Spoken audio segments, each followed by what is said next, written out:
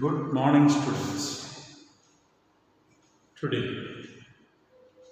we are going to discuss about Russian Revolution.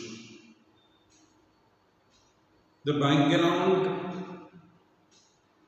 of Russian Revolution. The real events which are led to the Russian Revolution, or which we call it as Russian Revolution, or change in the existing system of government, not through the evolutionary process, but sudden outburst of the people. That is what we see. So the First World War and the Russian Empire. In our previous 2-3 videos, we were discussing about the Russia, the background, geographical locations, social situations, economic situations. Now the World War starts. In yesterday's video, you have heard about the World War. Now still we discuss about the World War.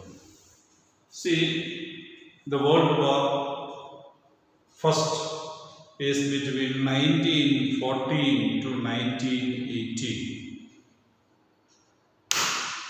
We are not going to discuss in detail about the World War, but some of the events that affected or that led to the revolutionary activities in Russia. You know, it is between two European alliances, that is one led by Germany, Austria and Turkey. Don't get confused between the word Austria. There is a country named Austria near to Germany. Its capital is known as Vienna. So Austria, Germany, you know, is famous, and Turkey. At that time, Turkey was so much powerful and strong. It is known as Ottoman Turkey. So these three important powers, they were called the Central Powers. Then there was another three. France, because France was angry with Germany because Germany defeated France in 1871. That you will study in 10th class. The unification of Germany. So France was waiting to take a revenge on Germany. But France was not able to defeat Germany alone. So France was waiting for a group of friends and they formed an alliance. So the alliance members were there: France, Britain and Russia. And Italy. You know, this Italy becomes a part of Germany in the Second World War. Now, Italy is part of Allied powers in the First World War, and Romania. And later, at the end of the war in 1916, USA enters into the war against Germany, which completely changed the result of the war. That is the First World War beginning. See the map. This is Russia and Day. These are the countries which were supporting the German or Central Powers known as here Germany, Austria, Bulgaria, Ottoman Empire, that is Ottoman Turkey, These Spain, Netherlands, Switzerland, Norway, Sweden, Denmark, Albania, all these countries were neutral. They did not join in the war supporting any of the countries. So, Portugal was there, France, Great Britain, Italy, all Greece, Romania, Turkey, then comes USA. It is on the other side of the Atlantic Ocean. Okay, if you go to this side, is that side of Russia. That's USA. Okay, so Great Britain, France, Italy, Romania, Bulgaria,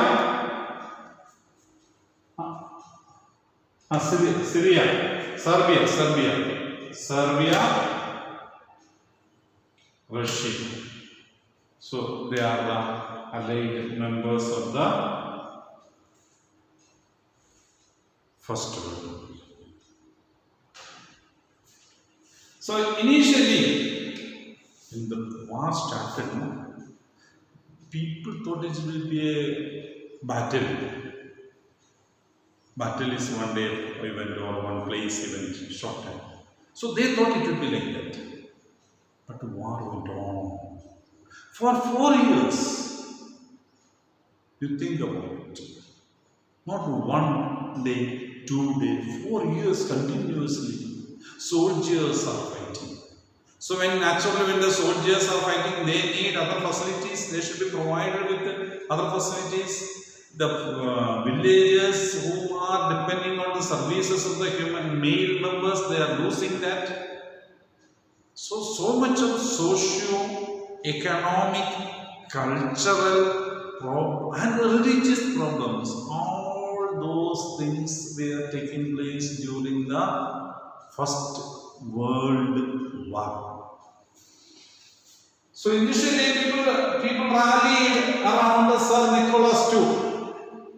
Because national sentiment, our country, we should fight. So people thought, okay, support the Russian emperor, because war was worshipped. So defeating other country, winning the war was a heroic activity. So it was accepted. Nationalism was on the topmost priority at that. And it was being called as extreme nationalism. Defeat all others and rule. Only ours should survive. Sir refused to consult the DUMA to support their thing. He as a king, okay, I can do the things, he started. He did not consult the parliament of Russia, and the name of the parliament, you know, it's DUMA. It was not consulted by the Russian king. So naturally, supporting people came down. Number of the people who supported openly the king came down. Because parliament members supporting, if you had sought, they would have told, okay, many people would have told the people, so we should fight for the country, it is our country, we must do it. Like that, they would have told the public. That was blocked by the king. So naturally, the support were coming down. Anti-German sentiments were running high. Anti-German sentiments were in a high positions. So naturally, people were supporting the king in the beginning. Because the queen belonged to Germany. The queen was originally of Germany, so naturally people were unhappy with the queen. They wanted a fight against Germany, and the advisor of the king named Rasputin. How these people were behaving in an autocratic way.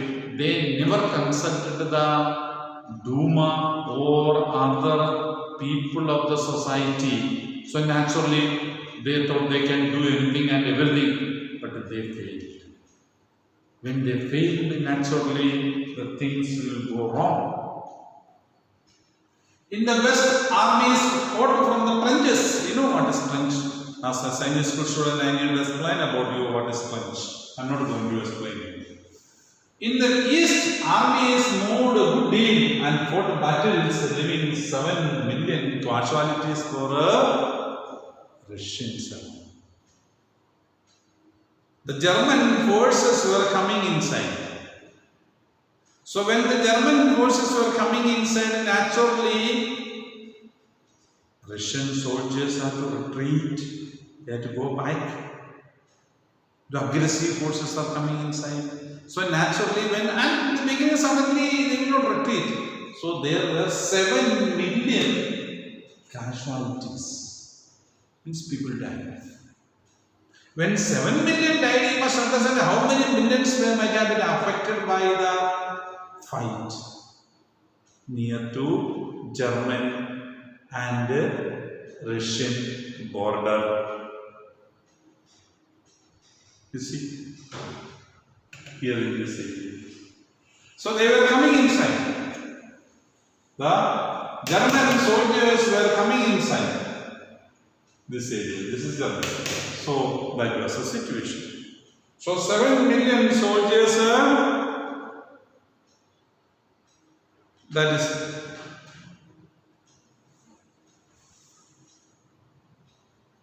so Russian armies lost badly in Germany and Austria between 1960. Naturally, when the country is losing, the people would be unhappy. Then, naturally, the behavior, the reactions and response was humiliating. People, it was shocking to the people. They thought Russia is so powerful. But Germany simply defeated them. So Russia could not, the people could not bear it. They are not in this situation. As they retreated the Russian, so now what they did? In many of the village areas near to the German border, there were agricultural areas and houses were there. Naturally, when the enemy soldiers are coming in, the people were running away. The Russians, what did they do? They destroyed all the agricultural products and houses of that area. Why? Because that would be utilized by the enemy who is coming inside. They will stay safely. That should not happen. To have problems for enemy, they destroy. And those areas, villages were there, people were living in their houses. So naturally, they became refugees. Persons who are having no place to live. Creates no problem. So one side, soldiers are running away. Another side, refugees are more created, so those refugees should be given accommodation, food, all those things. It creates a lot of problem for the government. The destruction led to over 3 million refugees in Russia. 3 million people were moving up and down without any place to live. The situation discredited Tsar because of that refugees, and the defeat naturally brought down the image of the administrator, the king, sir. Soldiers did not wish to fight such a losing. Who wants to fight a losing one? If you are playing football, you know, if you are losing, substituted in the losing team, you may not be happy to get it substituted. You want to visit, okay, let them get lost. If so many goals you are going to lose. If one goal or something, you may be ready to fight so that you can. If you are 10 goals you are losing, you don't want to get into that team so that you will get to the blame of it. So that was the situation of Russia. Soldiers even were not ready to fight. That was the situation. The war had a severe impact on industry naturally. The producers were not able to sell it and produce, get the money. Russia's own industries were few. Another thing is own industries were not, because the local people were not rich enough to have factories. Those factory owners may have come from Germany, England and France. That has created a problem. So what happened? They were not getting supply from other areas. Materials were not coming because Germany had blocked the Baltic Sea area. I will show you where is Baltic Sea. Here, this is Baltic Sea.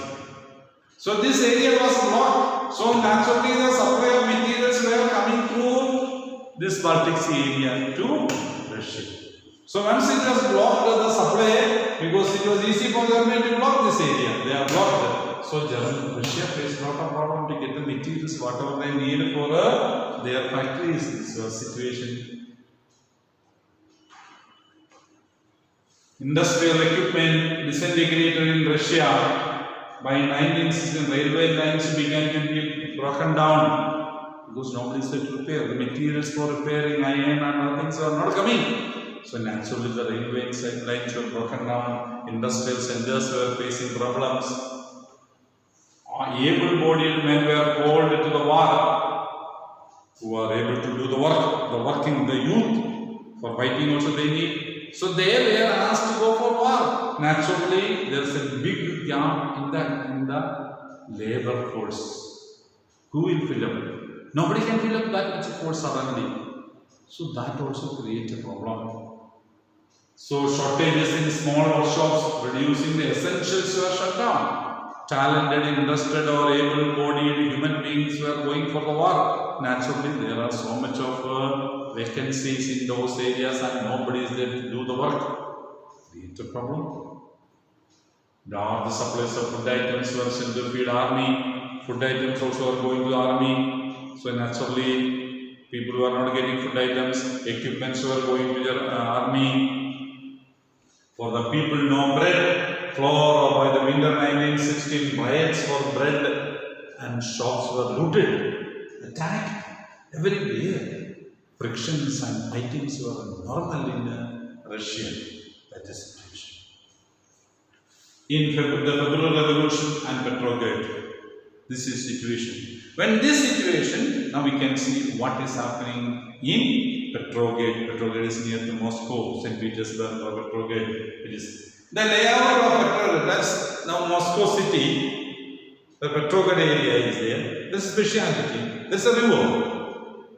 So that river, NEVA, and on one side, the posh area is. Like in India, we have only New Delhi and Old Delhi. So New Delhi, like that area, posh area is here. That posh area was the area where the King's Palace was there, Winter Palace and some King's DUMA was located, and big VIP houses were located. All those things were in the one side of the building. Other side were the areas where the workers and factories, all were pollution areas were located, you can see. So naturally, there were division among the people. Those people who were living in the posh area were not ready to welcome the other side. So what happened? This is in the right bank and that was the left bank of the river. NEVA river, that is a river that is dividing in Moscow or Petrograd. Then, now what happened? Winter season, you know, winter season in Russia is horrible. Ice, snow is, temperature is below 15, 20, 30, 40, 50. Everywhere ice will be there. If you go to Moscow, you will understand. At least you see in internet, find out Moscow during the winter season. This is horrible, everywhere ice. So people cannot live there. It's not easy. So in that situation, you must understand. So when we are facing more winter, we need more food also. Food cannot be produced. And the soldiers who are fighting, they need more facilities. All those things were excusing the Russian people. So they wanted to have over a solution to the problem.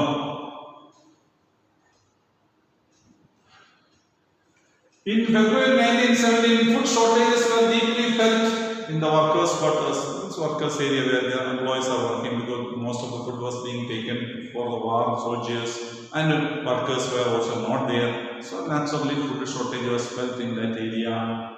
Then the winter was very cold, exceptional frost and heavy snow.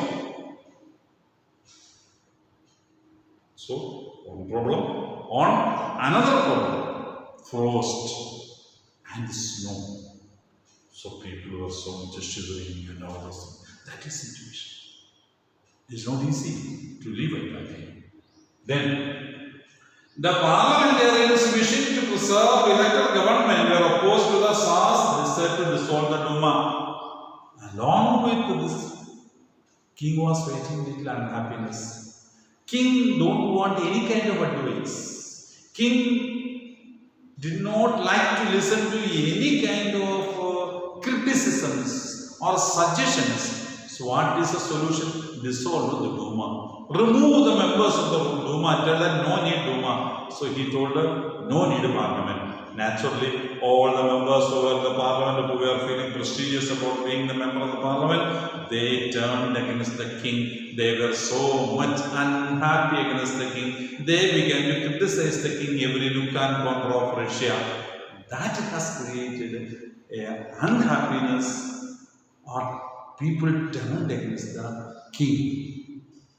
So dismissing the DUMA, dissolving the DUMA, not having any consultation with the DUMA created a problem for Sir Nicholas. Then factories. There was a lockout in one small factory. When a small factory there was a lockout, naturally those employees were thrown out. When they are thrown out, they will have no means of livelihood, no means to eat food. That created. Next day, on 23rd, this lockout was ordered. 23rd February, the workers of 50 factories in Russia, in PETROGRAD, stopped working the factories. Naturally, government will be angry and unhappy. Police and forces were called inside. That's the thing. So women led the strikes on 23rd February. And that 23rd February is considered as the International Women's Day. You may get confused. Yes, that 23rd is the International Women's Day. That is comes really on March 8th. There is a calendar difference between a Russian calendar and other country calendar. This known as Russians are following a calendar named the Julian calendar. World community follows the calendar named the Gregorian calendar. Now Russia also has accepted the Julian calendar. So Julian calendar was 14 days behind Gregorian calendar. So 23rd February to March 8th. 14 days are here. So that is why March 8th is accepted as an International Women's Day. And another reason is there on 8th March in America. Also, there were movements in 1970s that will come later.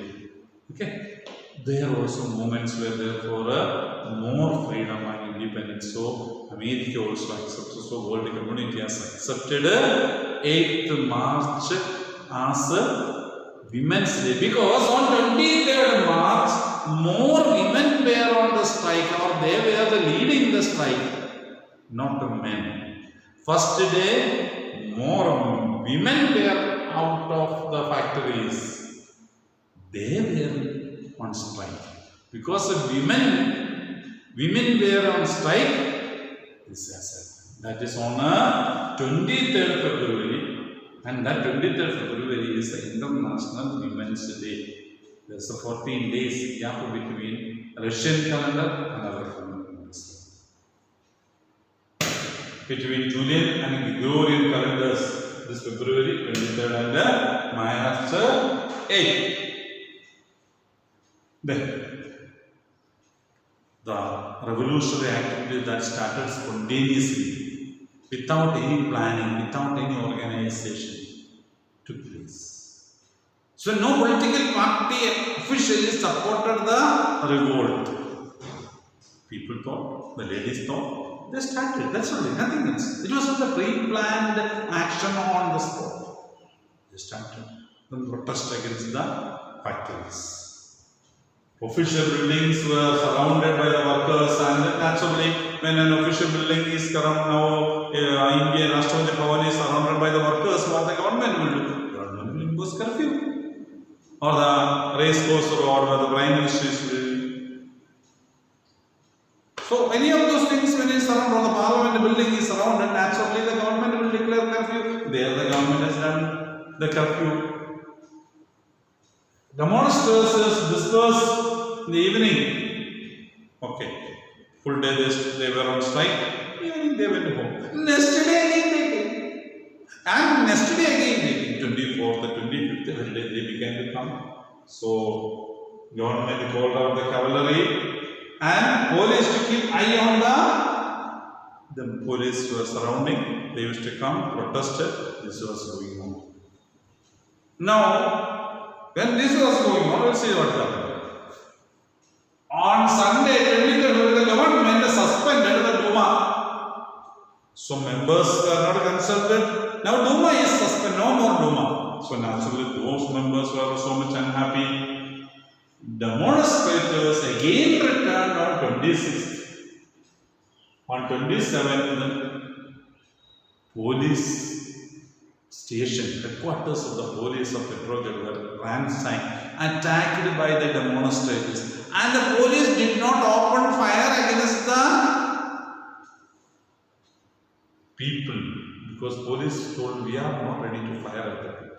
So naturally, those soldiers as well as all the police and soldiers and the local workers joined together and formed a council there. That council in Russian word is called Soviet. Let us see. So the streets were filled with the people raising slogans, bread, wages, better working hours. So these were demands. They are ransacked the police station, police headquarters, and they told, we want bread, food is needed, we want better wages, salary should be provided to us, and better working conditions, not 12 hours or 15 hours or 13 hours, 16 hours. Bring down to 8 hours. These were demands of the people, and they were shouting on the streets. So government called the cavalry, but they are not ready. So they joined.